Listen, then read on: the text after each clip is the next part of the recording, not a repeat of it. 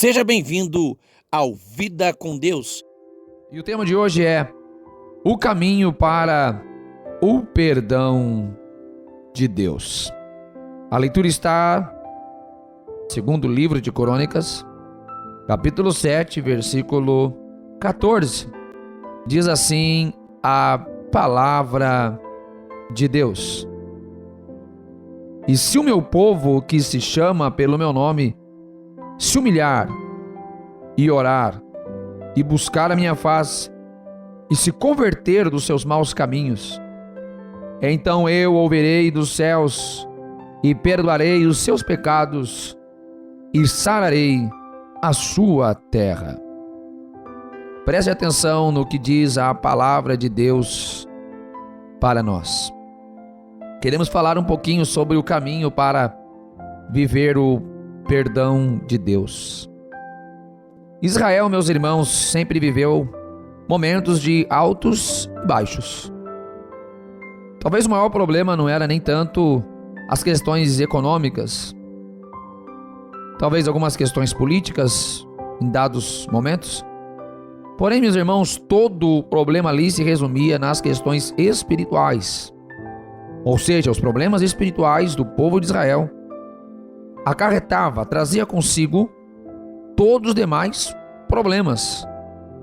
Quando eles viviam crises de aspecto material, de aspecto financeiro, crises políticas, tudo isso na verdade vinha por consequência dos equívocos espirituais.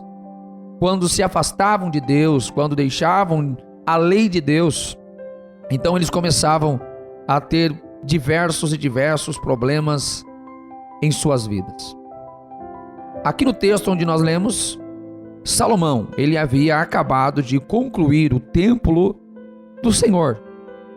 Davi havia intentado levantar este templo a Deus.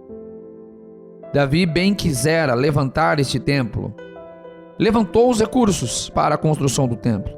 Mas Deus disse a ele: olha, Davi, você não vai poder construir o templo porque as suas mãos estão cheias de sangue. E o meu templo será algo tão santo e você não poderá construí-lo.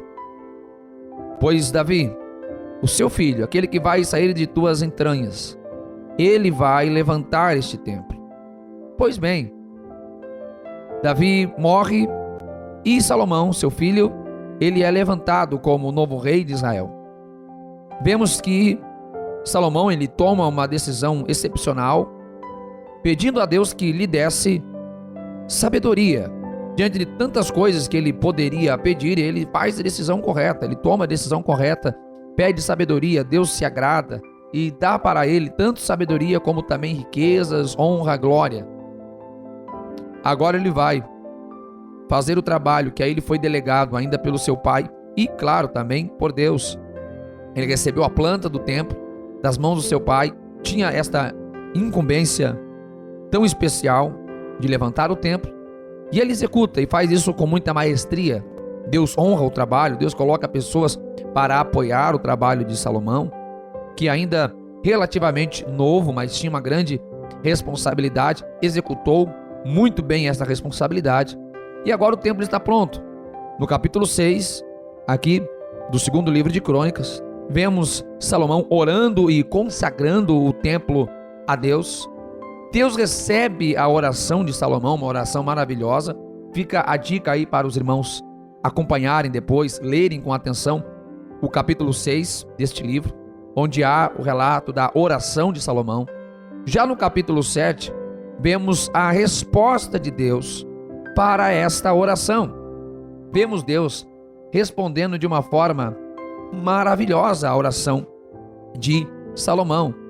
E a resposta de Deus a Salomão não é apenas uma resposta de fogo, apesar que veio o fogo do céu em resposta. Não foi apenas uma resposta com magnífica e surpreendente manifestação. Não foi apenas isso. Sim, repito, Deus mandou fogo consumindo o holocausto que Salomão apresentava a Deus. Mas, meus irmãos, todo sinal de Deus só vai fazer sentido se ele vier acompanhado da palavra de Deus. Precisamos pontuar isso. Todo sinal só é válido, só tem significância para nós se ele vem com a palavra de Deus. E quando a palavra de Deus vem, nós a identificamos, pois na maioria das vezes a palavra de Deus nos exorta, a palavra de Deus nos repreende, a palavra de Deus nos ensina. E é exatamente o que nós lemos aqui nesta ocasião. Segundo livro de Crônicas, capítulo 7, versículo 14, um texto tanto quanto conhecido da igreja, de todos nós. O Senhor está trazendo uma advertência, um conselho para o seu povo, que, como eu disse na introdução, era um povo de altos e baixos, um povo que frequentemente estava deixando os caminhos do Senhor e que por conta disso se metia em diversos problemas, sofria por causa desta inconstância. E Deus está dizendo, gente, há um caminho excelente, há um caminho para o perdão, há um caminho para a restauração. Deus não está delimitando quantas vezes Ele perdoaria o seu povo, até porque não vemos Deus fazendo esta delimitação em nenhum momento. O que classifica, ou melhor, o que determina receber o perdão de Deus ou não, na verdade, é a condição em que isto é colocado diante de Deus. E o Senhor coloca aqui algumas condições para que este perdão e a restauração fosse concedida ao seu povo. Observe, e se o meu povo... Calma aí, haviam problemas que poderiam acontecer ao povo. Versículo 13, o Senhor fala de problemas que eles poderiam estar vivendo. Se fechar os céus e não houver chuva, e se ordenar os gafanhotos que consumam a terra, ou que haja peste entre o meu povo. Calma aí, alguns problemas poderiam vir por causa do pecado, mas o Senhor está assegurando que haveria a oportunidade de perdão, no versículo 14. E se, condição, o meu povo, ele fala com o seu povo, que se chama pelo meu nome, é um povo que conhece o seu Deus, pois tem o seu nome, tem relacionamento com o Deus que leva o nome. Se humilhar e orar, e buscar a minha face, e se converter dos seus maus caminhos. O Senhor estava dizendo que haveria oportunidade, que haveria restauração, que haveria renovo, ainda que eles caíssem, ainda que eles pecassem, e que este erro deles trouxesse todo tipo de danos, que trouxessem o fechamento dos céus, que trouxessem maldições como gafanhotos consumindo toda a produção deles. Mas Deus estava dizendo que se isso acontecesse, eles poderiam voltar-se a Deus, eles poderiam humilhar-se a Deus, eles poderiam retornar o seu coração a Deus, orando, se humilhando, ou seja, reconhecendo o seu erro, reconhecendo o seu pecado, abrindo o seu coração para Deus. Meus irmãos, a Bíblia também nos fala que um coração contrito não rejeitará a Deus. Um coração contrito não é apenas o estado emocional com o qual nós nos aproximamos de Deus. Algumas pessoas confundem este coração contrito com o simples fato de um emocional abalado, de alguém que de repente chora, de alguém que de repente tem uma ação diferenciada ao orar. Contudo, meus irmãos, coração contrito não está meramente relacionado às emoções. Algumas pessoas podem chorar ouvindo um louvor, podem chorar ouvindo uma pregação. Contudo, meus irmãos, o que vai determinar o coração contrito, biblicamente falando, está, meus irmãos, além da aparente emoção, além do aparente resultado. O coração contrito, meus irmãos, ele vem fundamentado no arrependimento, que vai nos levar à confissão do nosso pecado. E era isso que Deus está pedindo ao seu povo: humilhação, a quebra do eu, a quebra do orgulho, a quebra da vaidade pessoal, reconhecendo que houve um equívoco. Olha, eu pequei contra o Senhor, eu errei contra o Senhor. É isso que Deus esperava do seu povo: reconhecimento de pecado, para que então pudesse se voltar com um novo coração ao Senhor, para que pudesse então voltar-se ao Senhor da maneira como o Senhor Deus sempre havia esperado do seu povo, o que Deus desejava do seu povo. Meus irmãos, O que Deus espera de nós é tão simples e às vezes a gente erra por achar que as coisas são difíceis.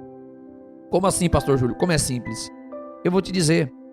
É simples no sentido que tudo que eu preciso é reconhecer. Tudo que eu preciso é ser sincero. Reconheço a minha dependência de Deus, reconheço a minha insuficiência, minha incapacidade, ao ponto que, quando eu errar, não tem por que eu esconder este erro. As pessoas que vivem na bolha do perfeccionismo, eles tentarão esconder o seu erro quando pecarem contra Deus. Porém, isto vai os levar à decadência, à destruição, à morte espiritual. Porque um pecado não confessado leva à morte espiritual, leva à destruição espiritual. Eu preciso reconhecer de fato. Eu estou procurando a cada dia servir a Deus melhor. Eu estou procurando cada dia ser mais fiel a Deus. Mas se eu errar, se eu pecar, o que eu vou fazer? Horas, eu vou reconhecer que eu pequei. Eu não vou levar sobre mim o fardo do perfeccionismo. Calma aí, pastor Júlio. Mas Paulo, orientando os seus pastores, ele mandou que fosse irrepreensível. Sim, eu devo ser irrepreensível, mas como assim? Ora, se eu errar, eu não vou esperar que ninguém encontre o meu pecado. Isso é ser irrepreensível também. É um dos aspectos da irrepreensibilidade. Como eu sou irrepreensível, mesmo sendo um homem falho? Porque todos nós falhamos. Ora, se eu errar, se eu pecar, eu não vou tentar esconder esse pecado até que alguém encontre, até que alguém veja lá debaixo do tapete. Se eu errar, se eu pecar, eu vou reconhecer o meu pecado. Eu vou chegar a Deus primeiramente. Vou reconhecer o meu pecado. Vou reconhecer a minha falha. E se isso envolve outra pessoa que eu precise pedir o perdão, eu vou até esta pessoa e vou pedir perdão. Se isso envolve a igreja, vou reconhecer a igreja. Irrepreensível, não vou esperar alguém me repreender. Eu tenho temor de Deus. Deus está pedindo ao seu povo temor, reconhecimento, humildade, dependência. E olha o que Deus promete ao seu povo: se isto viesse a acontecer, e eles se humilhassem, se eles buscassem ao Senhor, não escondessem seu pecado, não vivessem na independência de Deus, então eu ouvirei dos céus e perdoarei os seus pecados e sararei a sua terra. Deus ouve o coração contrito. Deus ouve o reconhecimento. Deus ouve, não importa o que a gente fez, se a gente errou, se a gente falhou, tem que se humilhar, tem que reconhecer. Deus não vai passar pano para o nosso pecado, mas temos que reconhecer. Temos que abrir o coração, tirar toda a capa do perfeccionismo ou da vaidade pessoal, e Deus vai nos perdoar. Ele vai nos sarar das feridas que são causadas pelo pecado, e às vezes feridas terríveis. E não adianta querer curar esta ferida com autocomiseração. Não adianta querer curar esta ferida com autoajuda, que não vai resolver. Não adianta querer curar a ferida causada pelo pecado, às vezes o pecado do orgulho, o pecado da vaidade pessoal, enfim, todo tipo de pecado que vem com o eu. Não adianta querer curar isso com palavras positivas, com o otimismo, não vai resolver. Temos que se humilhar a Deus, isso sim vai curar, porque Ele vai nos sarar, Ele vai nos curar, Ele vai tirar toda a maldição trazida pelo pecado, todo o engano trazido pelo pecado, todas as consequências que vieram porque a gente se afastou. Ele vai nos colocar no caminho, vai nos sarar, vai nos curar e vai novamente trazer a paz aos nossos corações. Ele diz: eu sararei a terra. Ele somente pode curar esta ferida. Ele somente pode restaurar a comunhão e nos levar novamente a Ele. Que possamos meditar nesta palavra. Que palavra maravilhosa para mim e para você aqui hoje. Deus falou com você, Deus falou conosco aqui hoje. Que possamos prestar atenção e estar atento sempre, claro, para que a gente não seja consumido pelo pecado, consumido pelo nosso eu, e sempre estar dispostos a confessar, sempre dispostos a nos arrepender, sempre dispostos a chegar a Deus e dizer: Senhor, perdoa-me, restaura-me, cura-me, Não somos perfeitos. Estamos num processo. Ele tem trabalhado em nós. Deus tem trabalhado em nós a cada dia. Até que Ele volte, Ele tem muito trabalho a fazer em nós. Deixemos Ele trabalhar. Sejamos humildes. Sejamos dependentes do Senhor. Que Deus abençoe, meus irmãos. Esta foi a nossa... Não esqueça de deixar o like, compartilhar. Se ainda não é inscrito, se inscreva no canal do Pastor Júlio Souza.